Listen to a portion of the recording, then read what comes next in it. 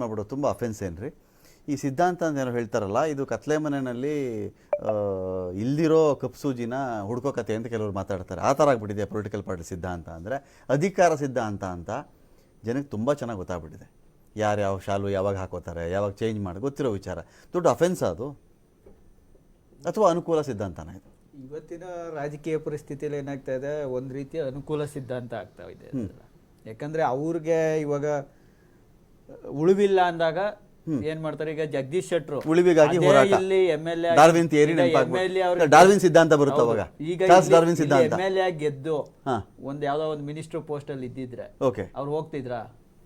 Question ಕೊಡ್ಬೇಕಿತ್ತು minister post ನ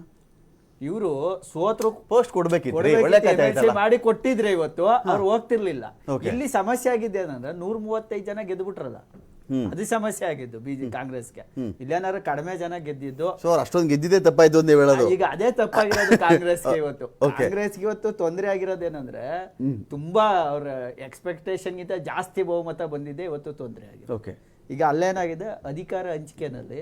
ಈಗ ಇಷ್ಟು ಜಗದೀಶ್ ಶೆಟ್ರು ಕಾದ್ರು ಇಷ್ಟು ದಿವಸ ನಾನು MLC ಮಾಡೋರು ಏನಾದ್ರು ಪೋಸ್ಟ್ ಕೊಡ್ತಾರ ಅಂತ ಕೊಡ್ಲಿಲ್ಲ ಈಗ ಅವ್ರು ಕೊಟ್ಟಿಲ್ಲ ಅಂದ್ಮೇಲೆ ಏನ್ ಮಾಡ್ತಾರೆ ನನಗೆ ಇಲ್ಲೇನು ಫ್ಯೂಚರ್ ಇಲ್ಲ ನನಗೆ ಫ್ಯೂಚರ್ ಇಲ್ಲ ಅಂದ್ಮೇಲೆ ನನ್ನ ಮಕ್ಳಿಗೆ ಫ್ಯೂಚರ್ ಇರ್ತದ ನನ್ನ ಫ್ಯಾಮಿಲಿಗೆ ಫ್ಯೂಚರ್ ಇರುತ್ತಾ ಸೊ ನಾನು ವಾಪಸ್ ಅಲ್ಲಿಗೆ ಹೋದ್ರೆ ಈಗ ಸೋತಿರೋ ಪಕ್ಷ ಕಡಿಮೆ ಜನ MLA ಈಗ ಅಲ್ಲಿ ಅಲ್ಲ ಮುಖ್ಯಮಂತ್ರಿ ಮಗ ಮುಖ್ಯಮಂತ್ರಿ MP ಮಗ MP ಕಾರ್ಯಕರ್ತನ ಮಗ ಕಾರ್ಯಕರ್ತನ ಬಾವುಟ ಕಟ್ಕೊಂಡು ಅದೇ ನಡೀತಾ ಇರೋದು ಬಾವುಟ ಕಟ್ತಾನೆ ಜಯಂತಿ ಇವತ್ತು JCB ಪಕ್ಷ ಗಲಾಟೆ ಮಾಡಕ್ಕೆ ಸಾಮಾನ್ಯ ಕಾರ್ಯಕರ್ತರು ಜೈಲು ಹೋಗಿ ಸಾಮಾನ್ಯ ಕಾರ್ಯಕರ್ತರು MLA MP ಮಕ್ಕಳು ಫಾರಿನ್ ಅಲ್ಲಿ ಓದ್ಕೊಂಡು ಡಾಕ್ಟರ್ ಆಗ್ಬಿಟ್ಟು ಇನ್ನೊಂದು ಆಗ್ಬಿಟ್ಟು ಅಲ್ಲಿ ಆರಾಮ ಸೆಟ್ಲ್ ಇವತ್ತು ನಡೀತಾ ಇರೋದು ಏನಿದೆ ಅಧ್ಯಕ್ಷರು ಮಕ್ಕಳು ಅಧ್ಯಕ್ಷರು ಈಗ ಆ ಒಂದು ರೇಂಜ್ ಅಲ್ಲೇ ಬರ್ತಾ ಇದೆ ಹೊರತು ಕಾರ್ಯಕರ್ತರನ್ನ ಮೇಲೆ ತರ್ತಾ ಇದಾರೆ ಇವತ್ತು ಬಿಜೆಪಿ ತರ್ತಾ ಇಲ್ಲ JDS ತರ್ತಾ ಇಲ್ಲ ಕಾಂಗ್ರೆಸ್ ಕೂಡ ತರ್ತಾ ಇಲ್ಲ ಇದರಿಂದ ಜನರಿಗೆ ಅನ್ಯಾಯ ಆಗ್ತಾ ಇದೆ ಇದು ಏನಾಗಿದೆ ಅಂದ್ರೆ ರಾಜಕೀಯ ಕೇವಲ ಉಳ್ಳವರಿಗೆ ಅಷ್ಟೇ ಸೀಮಿತವಾಗ್ತಾ ಇದೆ ಉಳ್ಳವರಿಗೆ ಯಾಕಂದ್ರೆ ರಾಜಕೀಯದಲ್ಲಿ ಬಂದ ಮೇಲೆ ಅವ್ರು ಒಳ್ಳೆ ಪೋಸ್ಟ್ ಮಾಡಿದ್ಮೇಲೆ ಒಳ್ಳೆ ದುಡ್ಡು ಮಾಡ್ಕೋತಾರೆ ನೆಕ್ಸ್ಟ್ ಅವ್ರ ಮಕ್ಕಳಿಗೆ ಅದೇ ಹಣ ಸುರಿತಾರೆ ಅದೇ ಹಣ ಸುರಿದು ಮತ್ತೆ ಅವ್ರನ್ನ ಅಧಿಕಾರಕ್ಕೆ ತರ್ತಾರೆ ಇವತ್ತು ಈಗ ಯಾರೋ ಇಲ್ಲಿ ಟಿವಿಲಿ ಏನೋ ಡಿಸ್ಕಷನ್ ಮಾಡಿದ್ರು ಕೂಡ ಇವತ್ತು ಏನೇ ಇದ್ರು ಕೂಡ ಅವನೇನ್ ಮೇಲ್ ತಗೊಂಡೋಗಿ ನಿಲ್ಸಲ್ಲ ಯಾವುದೇ ಸಿದ್ಧಾಂತಗಳು ಗ್ಯಾರಂಟಿ ಇವ್ರ ಗ್ಯಾರಂಟಿಗಳು ಎಂಡ್ ಆಗುತ್ತೋ ಅಲ್ಲಿಂದ ಮೋದಿ ಅವ್ರ ಗ್ಯಾರಂಟಿ ಶುರುವಾಗುತ್ತೆ ಅದೇ ಎಲೆಕ್ಷನ್ ಅಂತ ಈ ಸಲ ಇಲ್ಲ ಒಂದು ಈಗ 2014ರಲ್ಲಿ ಮೋದಿ ಅವರಿಗೆ ಏನು ಸಪೋರ್ಟ್ ಇತ್ತು ದೇಶದಲ್ಲಿ ಒಂದು ಅಲೆ ಇತ್ತು ಈ 10 ವರ್ಷದಲ್ಲಿ ಜನ ನೋಡ್ಬಿಟ್ಟಿದ್ದಾರೆ ಒಂದ್ ಹೇಳ್ತೀನಿ ಜನ ಮೊದ್ಲು ಏನ್ ತಿಳ್ಕೊಂಡಿದ್ರು ಅಂದ್ರೆ ಮೋದಿ ಅವರು ಬಂದ್ಬಿಟ್ರೆ ಈಗ ನಿಮ್ಮ ಚಕ್ರವರ್ತಿ ಸುಲಿಬಲಿ ಅವ್ರು ಹೇಳ್ತಿದ್ರಲ್ಲ ದುಡ್ಡು ಎಷ್ಟಿದೆ ಅಂದ್ರೆ ಎಲ್ಲಾ ರಸ್ತೆಗೂ ಚಿನ್ನ ಹಾಕಿ ಆಮೇಲೆ ಉಳಿದಿದ್ದು ಏನ್ ಮಾಡೋದು ಅಂದ್ರೆ ಮನೆಯಿಂದ ಕನೆಕ್ಟ್ ಆಗ್ತಾವಲ್ಲ ಆ ರಸ್ತೆಗಳಿಗೂ ಚಿನ್ನ ಹಾಕ್ಬೋದು ಆ ಲೆವೆಲ್ ನಮ್ಮ ದುಡ್ಡು ತಂದು ಬಿಡ್ತಾರೆ ಮೋದಿ ಅವರು ಈ ತರ ಎಷ್ಟೊಂದು ಸುಳ್ಳುಗಳನ್ನ ಹೇಳ್ಕೊ ಬಂದ್ರು ಅದಾದ್ಮೇಲೆ ಉದ್ಯೋಗದ ಬಗ್ಗೆ ಸುಳ್ಳು ಹೇಳಿದ್ರು ಆಮೇಲೆ ಎಕನಾಮಿ ಬಗ್ಗೆ ಸುಳ್ಳು ಹೇಳಿದ್ರು ಇವತ್ತು ಎಲ್ಲಾ ಮುಗಿದೋಗಿದೆ ಜನರಿಗೆ ಇವತ್ತು ಅರಿವಾಗಿದೆ ದೇಶ ಯಾವ ದುಸ್ಥಿತಿಲಿದೆ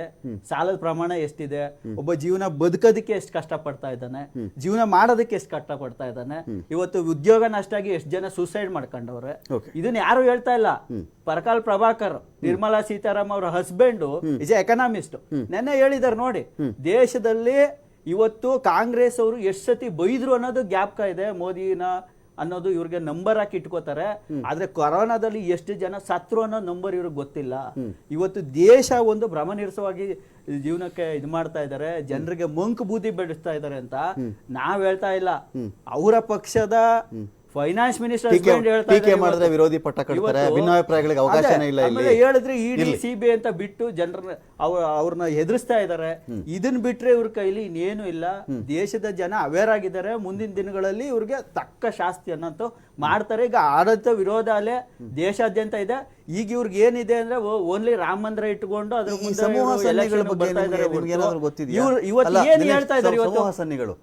ಸಮೂಹ ಸನ್ನಿ ಏನಾದ್ರು ಗೊತ್ತಿದೆ ನಿಮ್ಗೆ ಸರ್ ಅದನ್ನ ಜನ ನಾನ್ ಹೇಳೋದು ಅದ್ರ ಅದು ಹೋಯ್ತು. ಹಿನ್ನೆಲೆಯಲ್ಲೇ ಪರಕಾಲ ಇಲ್ಲ, ಇಲ್ಲ. ಇವ್ರು ಮಾತಾಡ್ತಿರೋದು. ಕೇಳಿ ಅದು ಹೋಯ್ತು. ಯಾಕಂದ್ರೆ ಆ ರೀತಿ ಇದ್ದಿದ್ರೆ ಇವತ್ತು ಕರ್ನಾಟಕದಲ್ಲಿ ಕಾಂಗ್ರೆಸ್ ಬರಂಗೇ ಇರ್ಲಿಲ್ಲ, ಬಿಜೆಪಿನೇ ಬರ್ತಿತ್ತು. ಯಾಕಂದ್ರೆ ಇಲ್ಲೂ ಬಿಜೆಪಿಗೆ ಎಲ್ಲಿ ನರೇಂದ್ರ ಮೋದಿ ಅವರು ರೋಡ್ ಪೂರ್ತಿ ಶೋ ಮಾಡಿದ್ರು, ಇಲ್ಲಿ ಅಷ್ಟು ಓಡಾಡಿದ್ದು ನೆಲ್ಲೂ ಇಲ್ಲ, ತಿಂಗಳಿಗೆ 15 ಸತಿ 20 ಸತಿ ಇಲ್ಲೇ ಇದ್ರು. ಅದು ಜನರಿಗೆ ಹೊರಟೋಗಿದೆ. ಮೋದಿ ಅವ್ರ ಮೇಲೆ ಇರೋ ನಂಬಿಕೆ ಹೋಗಿರೋದು ಕರ್ನಾಟಕದಲ್ಲೇ ಬಿಂಬಿತವಾಗಿದೆ. ದಕ್ಷಿಣದಲ್ಲಂತೂ ಅವರು ತಲೆ ಎತ್ತೋದಕ್ಕೆ ಸಾಧ್ಯನೇ ಇಲ್ಲ. ಓಕೆ, ಇದನ್ನ ಅದಕ್ಕೆ ಪರದಾಟನ ಈಗ ಅಂತ, ಅದಕ್ಕೋಸ್ಕರ ಒಂದೊಂದು ಸೀಟ್ಗೂ ಈ ತರ ಹುಡುಕಿ ಕರ್ಕೋತಾ ಇರೋದಂತ.